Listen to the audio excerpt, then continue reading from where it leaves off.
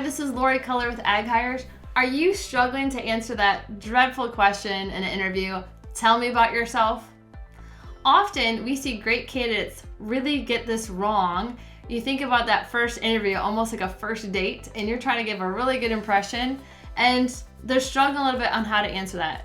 Whether the interviewer asks you, tell me about yourself, or walk me through your background, they're gonna ask you some type of iteration of this question, and you're gonna wanna be prepared. Just remember, what are they looking for in your answer? Instead of just walking through your background without a purpose, you're gonna wanna really think ahead of time, what are you trying to portray? And what are they trying to gain out of your answer? For the interviewer, think on their side, they're looking at, can you do this job? Can you bring impact to my organization? And do you have the drive, skills, and ability and fit culturally here on the team? So when they're asking you that question, obviously skip any personal information. I hope that goes without saying, but focus on your skills and abilities that have the most relatable background. So walk them through your background where you might go a little more high level on jobs that aren't as relevant, and then take that deeper dive on your job skills and experience that are more relevant to the job.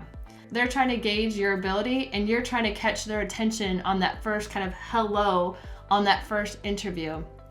Think about highlighting where you've had impact on an organization, what you've accomplished there, what types of projects that you worked on that might be relatable and have impact on the company that you're interviewing with.